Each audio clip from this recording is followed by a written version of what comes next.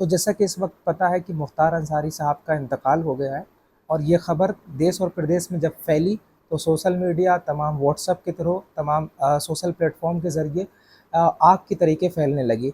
और जैसे ही ये ख़बर जो है तमाम लोगों तक पहुंची तो शासन और प्रशासन पूरी तरीके से मुस्तैद हो गया। तमाम तरह के इंतज़ाम किए कि कहीं मुल्क के हालात जो है वो ख़राब ना हो जाए। कई शहरों में धारा 144 लगा दी गई है, ख़ुसूसन प्रयागराज, मऊ, गाज़ीपुर ऐसे ज़िलों में है धारा 144 लागू कर दी गई है। क्योंकि कहीं न कहीं जब अतीक अहमद की हत्या हुई थी तो एक माहौल बना था, कहीं विरोध ना होने लगे, कहीं सरकार के खिलाफ जो नारेबाज़ी ना होने लगे, या सरकार के खिलाफ जो है कहीं प्रोटेस्ट ना होना लगे, तो कहीं न कहीं विरोध का सामना ना करना पड़े, क्योंकि उस वक़्त जो है अतीक अहमद की जो हत्या हुई थी वो पुलिस कस्टडी में हुई थी, देश का माहौल ना ख़राब हो। तो शासन और प्रशासन पूरी तरीके से मुस्तैद था और धारा 144 हर जगह लगा दी गई थी। लेकिन इसी बात को, क्योंकि मुख्तार अंसारी भी एक वक़्त का एक नामी गिरामी बंदा होने के, क्योंकि मुख्तार अंसारी भी एक नामी गिरामी शख्सियत थे, क्योंकि या यूँ कह लीजिए कि कुछ लोग ये कहते थे कि उत्तर प्रदेश का बादशाह, या यूँ कह लीजिए कि मुख्तार अंसार की तूती बोलती थी पूरे प्रदेश के अंदर। जब ये खबर उनके समर्थकों के पास पहुंची तो यकीनन शोक का माहौल था। यकीनन जो है उनके समर्थक जो है इस वक्त तो हैरान थे, परेशान थे, और ये खबर जो है वो एक्सेप्ट नहीं कर पा रहे थे। ये स्वीकार नहीं कर पा रहे थे कि मुख्तार अंसारी को इस वक्त जो है वो कार्डियो अरेस्ट आ गया है। बताया ही जाए, जिस तरीके से मेडिकल रिपोर्ट के मुताबिक बताया जा रहा है कि उन्हें दिल का दौरा पड़ा था, और दिल का दौरा पड़ने के बाद ही उनकी मौत हो गई।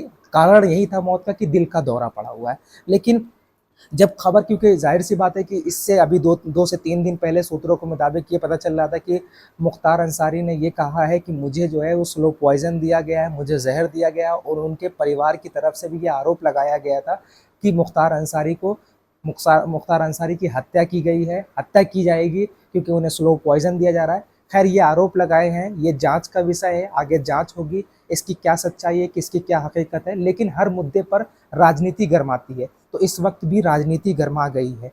अभी अभी मैं आपको बता दूं, अगर सबसे पहले जैसे ही खबर जो है आग की तरीके सोशल मीडिया पर फैली, समाजवादी पार्टी के ट्विटर हैंडल से समाजवादी पार्टी के मुखिया की तरफ से एक जो है वो ट्वीट आ गया है। मैं आपको बता देता हूं, समाजवादी पार्टी ने, क्योंकि समाजवादी पार्टी से मुख्तार अंसारी का गहरा नाता था, समाजवादी पार्टी से आखिर खास करके अखिलेश यादव से, मुलायम सिंह यादव से उनसे काफ़ी बनती थी। तो समाजवादी पार्टी ने सबसे पहले मुखरता से अपनी जो है संवेदनाएं व्यक्त की है, और उन्होंने कहा क्या है, अपने ट्विटर हैंडल पे लिखा क्या है, मैं आपको बताता हूँ।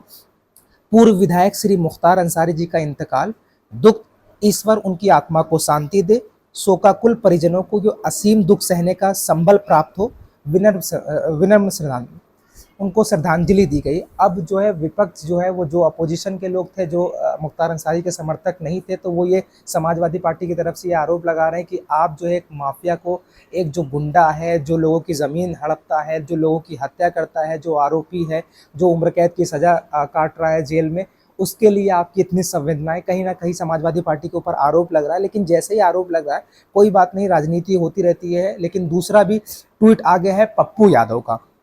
मैं आपको पप्पू यादव का भी ट्वीट पढ़ के सुना देता हूँ। सबसे पहले मैं आपको पप्पू यादव का ट्वीट पढ़ के सुनाता हूँ।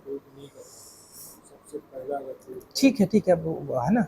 तो मैं इस वक्त पप्पू यादव का भी ट्वीट पढ़ के सुना देता हूँ, क्योंकि पप्पू यादव, मैं बात कर लूँ, क्योंकि इंडिया अलायंस का इस वक्त जो है वो कहीं ना कहीं एक दूसरा चेहरा बन करके सामने आ रहे हैं, क्योंकि पप्पू यादव की पार्टी से किसी ने गठबंधन नहीं किया था, और पप्पू यादव इस वक्त चुनाव के पूरे तरीके से मूड में है, बिहार में चुनाव की पूरी तैयारी कर रहे हैं। तो उनको भी एक कहीं ना कहीं एक मुद्दा मिल गया है, और उन्होंने, पप्पू यादव ने भी अपने ट्विटर हैंडल पर, ऑफिशियल ट्विटर हैंडल पर एक ट्वीट कर दिया है। मैं आपको बता दूं, पहली बात तो पप्पू यादव ने एक पूर्व विधायक उन्होंने ट्वीट में क्या लिखा है मैं आपको पहले बताता हूँ। पूर्व विधायक मुख्तार अंसारी जी की संस्थानिक हत्या, उन्होंने एक आरोप लगाया कि ये हत्या हुई है।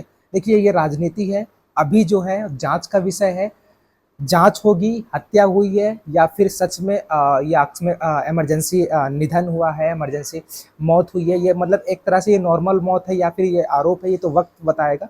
लेकिन पप्पू यादव ने लिखा क्या है, पूर्व विधायक मुख्तार अंसारी जी की संस्थानिक हत्या कानून, संविधान और न्याय को दफन कर देने जैसा है। मतलब उन्होंने कहीं ना कहीं एक तरह से टारगेट किया जाए, क्योंकि चुनाव की तैयारी में लगे हुए थे, और इस वक्त जो है वो योगी सरकार को टारगेट किया है, क्योंकि हुकूमत जो है उत्तर प्रदेश में अगर किसी की है, शासन किसी का है, तो वो उत्तर प्रदेश में भाजपा सरकार का है। योगी आदित्यनाथ शासन और प्रशासन को पूरी तरीके से चला रहे हैं।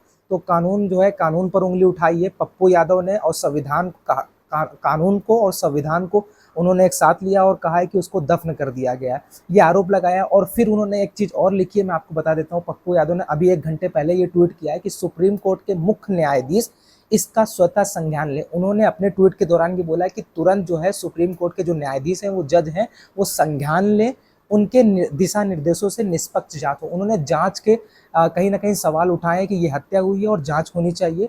कई दिनों से वे आरोप लगा रहे थे, उन्हें धीमा जहर दिया जा रहा है। जैसे कि मैंने आपको पहले बताया गया था कि ये आरोप जो है उनके परिवार वालों की तरफ से, उनकी तरफ से और तमाम विपक्ष की तरफ से ये कहा जा रहा था कि उनको स्लो पॉइजन दिया गया है। तो पप्पू यादव ने भी यही कहा है, और उन्होंने कहा कि सुप्रीम कोर्ट के किसी और से मुखातिब नहीं हुए हैं, बल्कि मुखातिब हुए हैं सुप्रीम कोर्ट के न्यायाधीश से।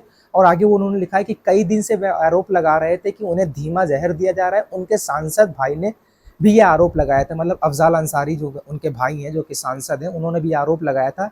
देश के संवैधानिक व्यवस्था के लिए अमिट कलंक है। मतलब कहीं ना कहीं एक जो है वो भाजपा सरकार को कहीं ना कहीं इन्होंने अपने राजनीतिक चाल से घेराव में लाने की कोशिश की है। अब ये जो आरोप है वो कहाँ तक सच है, कहाँ तक झूठ है, ये तो वक्त बताएगा, आने वाला टाइम बताएगा। लेकिन अभी जो है वो राजनीति पूरी तरीके से मुखरता से पूरी तरीके से सोशल मीडिया पर वायरल हो रही है। पप्पू यादव और मैंने समाजवादी पार्टी का ट्वीट दिखा दिया है, लेकिन अब मैं आपको दिखाने वाला हूँ तेजस्वी साहब का।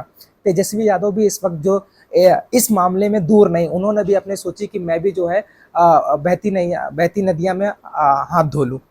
तो उन्होंने भी राजनीति देखा, तो क्योंकि जाहिर सी बात है कि तेजस्वी यादव, अखिलेश यादव, समाजवादी पार्टी और जो है पप्पू यादव, ये सब जो है मुस्लिमों की राजनीति करते थे। और कहीं ना कहीं ये बताया जा रहा था कि मुख्तार अंसारी मुस्लिमों के बहुत बड़े नेता हैं, ये उनके समर्थक भी बता रहे हैं। और मऊ, गाजीपुर, तमाम ऐसे क्षेत्रों में, पूर्वांचल के क्षेत्रों में उनकी तूती बोलती थी और वहाँ लोग कहते थे कि ये हमारे मसीहा हैं। तो कहीं ना कहीं एक मुस्लिम चेहरा की हत्या का आरोप लगाना और फिर उसमें राजनीति करना, तो कहीं ना कहीं मुसलमानों का वोट लेने के लिए जो दावेदारी है वह कहीं ना कहीं पक्की हो जाएगी। तो तेजस्वी यादव भी इस वक्त जो है वो ट्वीट करते हैं, क्या कहते हैं मैं आपको बताता हूँ।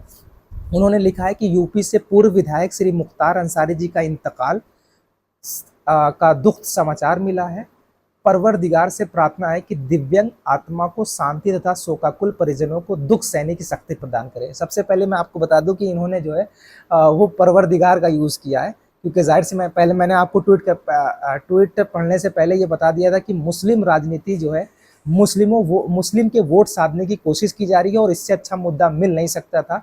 क्योंकि पहले भी अफजाल अंसारी और उनके घर वाले, उनके परिवार वाले ये आरोप लगा रहे थे प्रशासन की तरफ से कि उन्हें मुख्तार अंसारी को स्लो पॉइजन दिया जा रहा है। तो अब ये लोग पीछे नहीं हट रहे हैं। मतलब राजनीति, अब ये आरोप है, सिद्ध होते हैं कि नहीं होते हैं वो वक्त बताएगा, लेकिन अभी राजनीति बिल्कुल पूरी तरीके से मुखरता से ये लोग बिल्कुल सामने आ रहे हैं, क्योंकि चुनाव बहुत नजदीक है।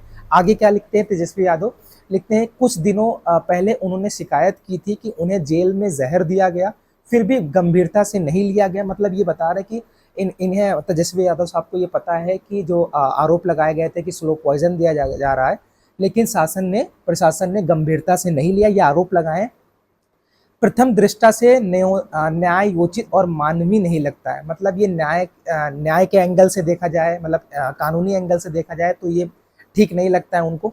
संवैधानिक संस्थाओं को ऐसे विचित्र मामलों व घटनाओं पर स्वतः संज्ञान लेना चाहिए। मतलब जो संविधान के तरीके से जो हमारे देश में कानून है, अब संज्ञान लेना चाहिए। ये वक्त आ गया संज्ञान लेने का। इन्हें जो है वो शक लग रहा है। अब देखिए उनके मुख्तार अंसारी के जो समर्थक है वो कहीं ना कहीं यही कह रहे हैं कि हत्या हुई है। ये आरोप हैं, आरोप अभी सिद्ध नहीं हुए हैं, लेकिन कहीं ना कहीं यही बताया जा रहा है कि आरोप है, आरोप है, आरोप है। अब आरोप सिद्ध होते या नहीं सिद्ध होते, क्योंकि तेजस्वी बाबू भी कूद चुके हैं, अखिलेश बाबू भी कूद चुके हैं और पप्पू यादव भी कूद चुके हैं। और अभी इस वक्त जो है जो उत्तर प्रदेश के अंदर, क्योंकि उत्तर प्रदेश का ही मामला है, और उत्तर प्रदेश के ही अंदर इस वक्त जो है भाईजान सियासत में भी कूदे हैं, और सियासत में कूदने के बाद भी इस मामले में भी बड़ी मुखरता से कूद चुके हैं। यानी असद ओवैसी साहब भी इस वक्त जो है अपनी बात जो ट्विटर हैंडल के जरिए रखा है, उन्होंने क्या रखा है मैं आपको बता देता हूँ। लेकिन राजनीति है जो इस वक्त जो है वो बहुत अलग तरीके से चल रही है, क्योंकि चुनाव करीब है। लेकिन फिर भी MIM के ट्विटर हैंडल पर एक चीज़ पोस्ट की गई है, एक मैं आपको बताता हूँ। असद ओवैसी ने भी ट्वीट किया है। असद ओवैसी साहब क्या कहते हैं? असद ओवैसी साहब का ट्वीट आया है जस्ट अभी 13 मिनट पहले। एक ट्वीट उन्होंने किया, उन्होंने कहा है कि इन्ना लिल्लाहि व इन्ना इलैहि राजिऊन। वैसे असद ओवैसी साहब की खासियत यही है कि अगर वो मुस्लिम है तो अपनी बात जो है यकीनन वो जो भी मुस्लिमों की आस्थाएं हैं, जो मुस्लिमों की जो भी प्रक्रिया है, जिस तरीके से जब किसी का इंतकाल होता है तो क्या श्लोक पढ़े जाते हैं, क्या दुआ पढ़ी जाती है, वो सारी चीज़ें लिख करके अपनी मुखरता से ये दिखाते हैं कि हम मुसलमान हैं। तो उन्होंने ये नहीं लिखा है श्रद्धांजलि वगैरह, जो लिखा है वो मैं आपको बताता हूँ। उन्होंने लिखा है कि इन्ना लिल्लाहि व इन्ना इलैहि राजिऊन। अल्लाह से दुआ है कि वो मुख्तार अंसारी को मग़फ़िरत फरमाए, उनके ख़ानदार और उनके चाहने वालों को सब्र जमील अता फरमाए।